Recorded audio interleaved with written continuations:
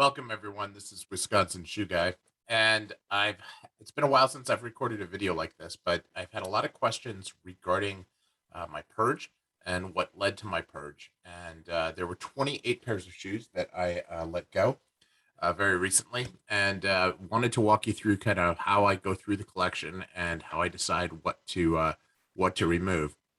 So we're gonna go in. I created a Pinterest group to do this and to look at them and to make sure that I understand kind of where they are. As everybody knows, I cross-reference the entire collection in my Pinterest, and so I was able to do that from there. Now, as you look, you can see there's some tier one shoes here. There's some tier four shoes here.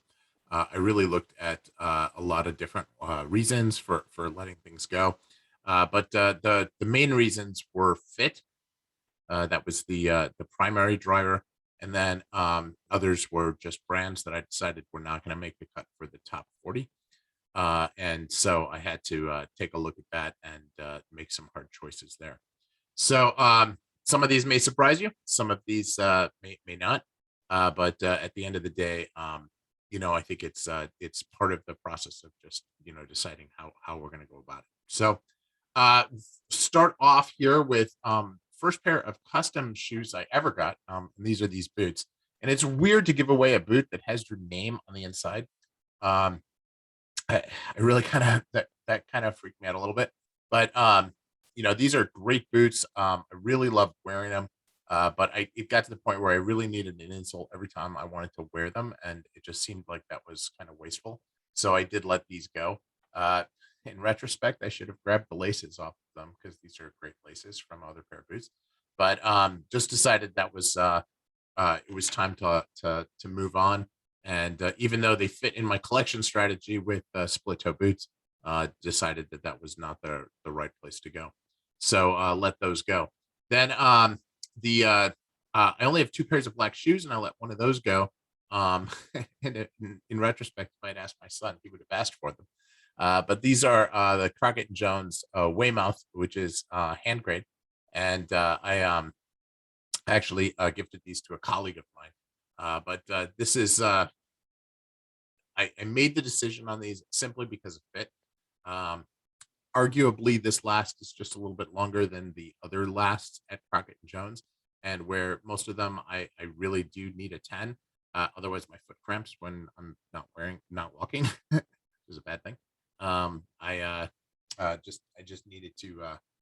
They were just a little bit too loose. And my other pair of black shoes is a full cut, and which I originally thought I had ordered in brown, and had made a mistake, and they fit perfectly. So this seemed like the right compromise. So, and just so you don't think I'm a complete jerk, my son has about 12 pairs of my shoes now. They're all black, and he hardly ever wears them. So at least these will go to a good home where I know that they'll get used and hopefully appreciated, assuming they fit, of course. Now, these are Trickers Belgrave. They're one of my favorite colors of all of my shoes. But again, the fit was just a little bit too big. I got to the point where I was wearing insoles, and so I decided to let them go. They're in really great shape, mostly because I haven't worn them a lot. Now the next one are Churches, and there are two. There's the Portmore here and the best one. Um, I or Bestone, however you want to say it. I keep saying best one because I just think it's a weird play on words. But PTBs and long wings used to be the foundation of my strategy, and that's changed over time. And candidly, Churches just their quality was okay, but it didn't stand out. And when I say okay, I have really high standards, right? But it didn't stand out. And since it didn't stand out and it didn't seem special, I decided that it didn't really have a place within the top 40 brands. Now, many of you may absolutely vehemently disagree with me, and I welcome the feedback. So please let me know what you think. But just decided that that wasn't the right fit. The next one is the Sons of Henry in Utah Calf, my first Utah Calf shoe. And since then, I've sized down. This is a 10, and I sized down to a 9.5, and if it was a little bit better. I lost some of this bunching here on the side. But I really, really like these shoes. But I had to make some tough choices here. And candidly, now I have a number of Utah Calf shoes, and so including the Dover, So I decided to make a change here and provide an opportunity for another shoe in my Sons of Henry family as I look at rounding out the top 10 brands in the economy class. Um, you know, I definitely think Sons of Henry has a place in that group. Now, next here, this is the one that will probably surprise most everybody, and this is the Ascot Con, my first high end shoe. Certainly the first shoe I spent north of $1,000 for, and it's a great shoe, but the fit was very tight, and I had to do some extensive stretching, too much stretching, actually, if I'm being honest with myself, and I feel like that did alter the fit. Um, well, it didn't alter the fit, but I think it altered the look of the shoe. I feel like I stretched the hatch grain a little bit too much. So while the fit was getting better, that was a side effect that I really didn't like. And candidly, and I've said this before, Vast shoes don't fit my feet very well, and this is built on a Vast last, and so I'm just not that excited about Vast in general, and kind of divorced myself from my entire Vast holdings as part of this purge. Like churches, I just don't feel like they're worthy of being in the top 40, not in any tier. So then next was the Edward Green Polpero. And this is loafer, and I got these in a 10.5 at a time when I was wearing 11s. And as you can see from my toe in this picture, it's pretty big. And this is a weird example because I mean they're unlined baby suede, and they're beautiful, but at the same time they're cemented, which does not fit with my strategy. And the fit, even though they were quite tight when I first got them, it has continued to stretch. And this is just an example. I mean, it's an unlined shoe, right? How's it not going to stretch? And I'm not just not really satisfied with the way they fit, and so I decided to let them go. So somebody will find a great opportunity for $700 loafers at Goodwill. So as we get to the next one, this is Mecariello full cut with the Libertor model. This is actually through Y by Yosol. And I included everything in this. I included the shoe bags. I included the shoe trees, the box, which is a wood box, the whole thing. And I gifted that to my colleague as well. They were just too big. It's a 10.5. And even when I did my custom size with Mecariello, I went down to a 9.5.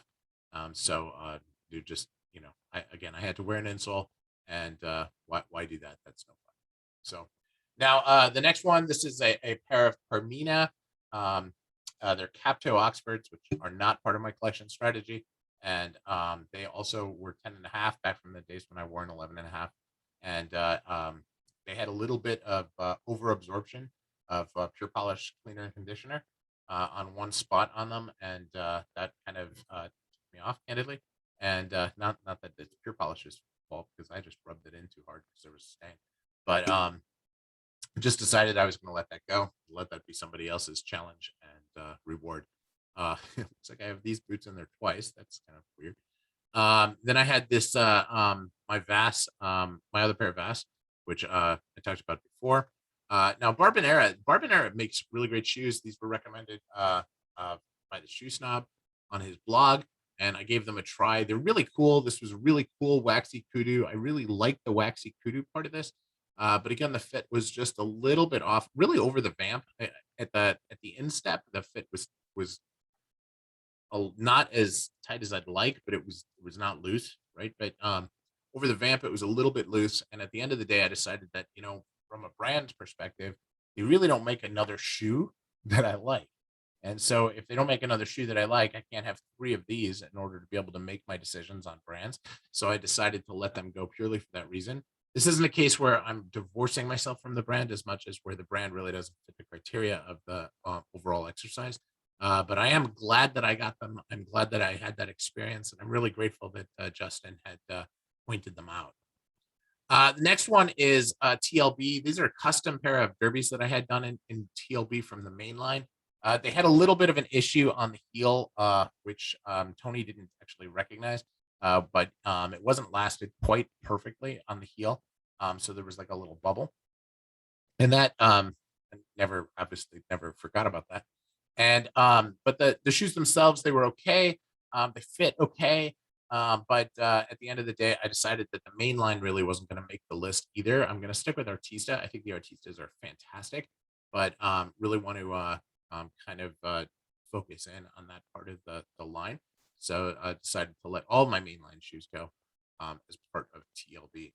So as we look here, the other TLB is right here, the suede one here. So we'll let that, we'll just talk through that. Now, the next two or three are Allen Edmonds, and I let three of them go. I let the Del Reys go, and really, I just as much as I like the French style of split toe apron, I wasn't really I've decided that my collection is really going to go where the split toes are more of the higher end four stitch. So I decided to just move away from that style in general. I still have one or two, but that I'm keeping just because I'm investigating the brands and they're higher end. But I did decide to let these go. They are a little bit loose on the vamp as well. The Higgins Mill, which is Chrome XL, I decided to let CXL go from the collection in general. These boots served me really well. They got across hiking in Scotland, but I decided to move away from that in general. And then I let it go of my Waltons as well. Again, I love these shoes. They're great. The fit is wonderful, but I just decided that that apron style was not one that I was going to keep with Allen Edmonds. I was going to really focus my Allen Edmonds on my shelf. So decided to walk away from that. Next is the Camino by Bruno Mali, and Bruno Mali is a really interesting brand. They they do really nice patinas on shoes, but when I got these, I realized that it's really really bad corrected grain. And as I continue to look at different things on the website, just nothing is really drawing itself to me. So I divorcing myself from the brand. I just don't feel like that's going to be long term the right fit for me. I did an experiment this year where I bought. This is the only pair that I bought in 2021 that I purged, and this is a kudu loafer, waxy kudu loafer from Meerman, and I just the fit on this just never really felt good, so I decided to let that one go. Now the next one is Loof and Tongue, and I hope that these were representative of the quality of Loof and Tongue. As I this is the Cole, and it's also in Utah Calf. And this was, when I was looking at Utah Calf and trying to decide, do I like it? Is it good? I picked up the Sons of Henry, and I picked up these. Sons of Henry were like butter, and these are never, never soft. And I think it's because the linings on the elephant tongue are really, really stiff. But this to the point where it actually hurt my ankles to walk in them. So I kept them a couple years, kept trying them, and never really got better. So I decided to let those go. Now, Cobbler Union, these long wings, I wanted to try Cobbler Union. Everybody talks great about Cobbler Union, and they hurt my feet. They just rip my ankles to shreds. I wore them probably a dozen times, figuring it was going to get better. Never did. So I decided to let them go. And candidly, the Cobbler Union lasts don't really necessarily draw to me like they draw to some people, which is great. I mean, that's the whole point of this. Everybody has different brands and different styles that they love. So I'm letting Cobbler Union go from the collection as a whole. These Roper boots from Cuero boots out of Texas, I let those go as well. I really don't have a call to wear them. I bought them for a specific client meeting that didn't happen thanks to the pandemic. So I decided to just to move on from that. Now this next one is a pair of Meerman split toe derbies, which again is totally centered in my collection strategy. But these are on the Rock Last. And the Rock Last is huge, ladies and gentlemen. So make sure you size down. I could have sized down 2 sizes, and these still would have been big. So I just decided to let those go. CNES. These are the entry level Adelaides, and they're not super high quality. They are entry level. Blake stitched, not really centered in our strategy, even though they are Adelaides. They're floating medallion Adelaides, and I only have one left of those, which is Shell, which has got another reason to be in the strategy. So I've decided to let those go and just move along from them. They are beautiful shoes, and they were $80, so they were fantastic value. But I think they're normally 200. But yeah, just not where I wanted to be right now. Then this next one really kind of this one really hurt because I love these shoes. These are these Suede Carmina split toes. Also dead center in my strategy. I have a pair of these in Shell Cordovan, same exact style, and I decided that having two in the same style just doesn't really fit. Every time I try to do it, I always regret it. And they were a little on the big side because they were 11 or 10 and a half UKs, and I'm really a solid 10 in Carmina. So I decided to let those go. Then the next ones here are Yosol. These are these baby suede loafers, and this was kind of a whim. I wanted to see what it was like buying from Yosol. I wanted to understand what it was like buying in Singapore dollars. This is my very first purchase from them, and I liked the shoes. They were okay. They were very unstructured, but they had like this little solid piece in the back of the heel, which didn't really feel great. And I felt like the worst part of them was the insole. They had like a leather cover on a paper insole, and that part just felt crappy. If I took the insole out, it was like a paper insole. Sorry. So that just that did not go well. So decided to let those go. Now I have Yosols from their their hand welted line, which are fantastic. Allegedly made by Blazing Wonders. I love them. I think that they're great. I definitely want to give them a try for the Oriental. But these were just not consistent in the strategy. And as everybody knows, I had terrible luck with loafers. And speaking of terrible luck with loafers, I tried these on in store, and I'm still not satisfied with the way they fit. And so you can't blame anybody on that except yourself, right? But this is my Meslin, and I decided to give those a break. And candidly, I've been looking at Meslins for a while, trying to find another pair that really fit. And Meslin is either boring, uh, exotic, which is really not my collection strategy, or a little bit too far forward for me, right? So I know that is an interesting comment, but if you look at two shoe brands that can go on the forward side of style, I would say it's Barker and Meslin, and they'll do denim combined with things and stuff like that, and they'll do it in such a way that is not as balanced. I'll say, and I know that's a argumentative word, and I don't mean to say that, but not as balanced as say like a Justin Fitzpatrick and his line. He mixes materials all the time and does it with great finesse. I just feel like Meslin um, and Barker are a little bit outside my comfort zone when it comes to how they do that. So that is the collection. That's what I purged. Let me know your thoughts. I have updated my cross-referencing here, so everything is up to date. So you can now take a look at the collection and see it all by. I have the what's next, which are the shoes that I'm looking at. I have a nice little section in here on MTO shoes. I have the pipeline. This shopping list is just garbage that Pinterest puts up there. But then I've got it by, are the Oxfords, derbies, boots, loafers. I have it by sole type, by construction, by price tiers, by brand, by leather, by quality, by style, and by the year of purchase. So that don't mistake when you look at the year of purchase and you see that there were 39 in one year and 60 in the next. That doesn't mean that there were 39 in one year and that there were 60 in the next. It means there were 39 that are left from that year, because I do purge, 30 to 40 shoes every year. And while I think I'm done, there may be a couple pairs that still find their way into Goodwill for 2022. I just never know how it goes. So thanks for watching. Appreciate it. And let me know your comments below. Thank you.